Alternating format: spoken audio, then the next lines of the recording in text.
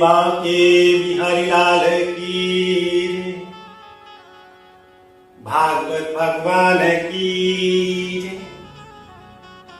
राधे राधे भक्तों। राजा परीक्षित कहते हैं, हे सुखदेव मुनि, कृपया करके मुझे भगवान श्री कृष्ण के द्वारिकाधीश के परिवार का विस्तृत रूप से मुझे वर्णन सुना। भगवान के कुल कितने परिवार के अंदर पुत्र और पुत्र हुए। सुखदेव जी कहते हैं, भगवान ने 16,108 विवाह किए। उनके 16,108 रानियां थी और सभी के लिए अलग अलग महल बने हुए। एक एक रानी के 10 पुत्र और एक पुत्री हुई और उन सभी एक एक रानी के 10 पुत्रों का विवाह भी हुआ और उन सभी 10 पुत्रों के भी एक एक पुत्र के 10 पुत्र और एक पुत्री हुई। इस प्रकार से भगवान द्वारिकाधीश का हजारों के अंदर परिवार था, इतना समृद्ध और विस्तृत परिवार। एक बार की बात है, नारद जी मन के अंदर विचार कर रहे थे कि भगवान के 16,108 तो रानियां, उनके 10-10 पुत्र और एक एक पुत्री, और उन सभी एक एक रानियों के 10-10 पुत्रों के एक एक पुत्र के 10-10 पुत्र और एक एक पुत्री।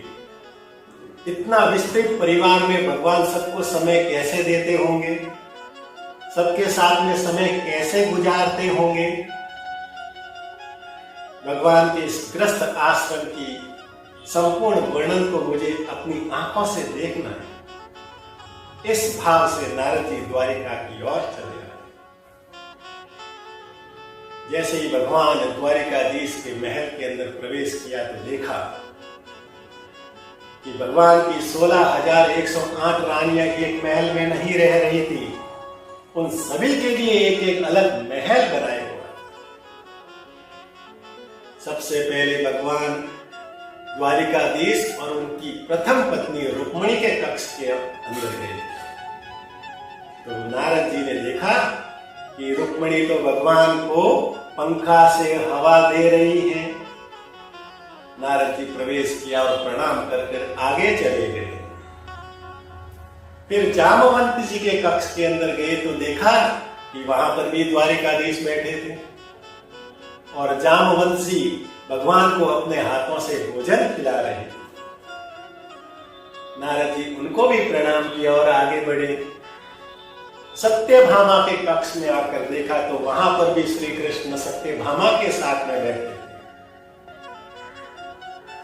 सत्यभामा और भगवान कृष्ण दोनों चौसर का खेल खेल रहे थे।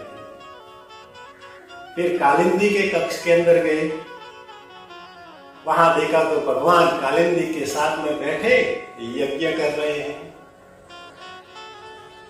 फिर नारद जी और आगे बढ़े और मित्रविंदा के कक्ष में गए तो वहां देखा कि भगवान श्री कृष्ण वहां पर भी बैठे हैं और वहां पर मित्रविंदा प्रभु को, द्वारिकाधीश को अपने हाथों से वैजंती माला पहना रही है, मोर पंख का मुकुट पहना रही है, कानों के अंदर कनेर पुष्प के कुंडल पहना रहे हैं।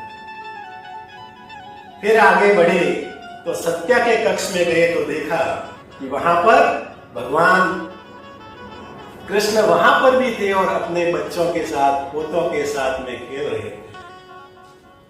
ऐसे ऐसे नारद जी जिस जिस कक्ष में गए उन सभी कक्ष के अंदर, उन सभी अलग अलग रानियों के अंदर भगवान श्री कृष्ण के दर्शन हुए।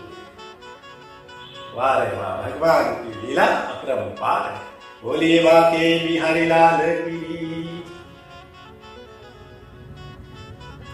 नारद जी जिस जिस कक्ष में गए उन सभी के अंदर भगवान को पाया। जितनी रानियां उतने भगवान के रूप। भगवान की ऐसी अद्भुत लीला को देखकर नारद जी ने द्वारिकाधीश को प्रणाम किया और कहने लगे, वाह रे वाह भगवान, जितने तुम्हारे नाम हैं उतनी तुम्हारी लीला है। मैं तो आपके इस ग्रस्त की लीला को देखकर आनंदित हो गया, धन्य हो गया। ऐसा कहते प्रभु को प्रणाम करके वहां से चले गए। बोलिए बांके बिहारी लाल की।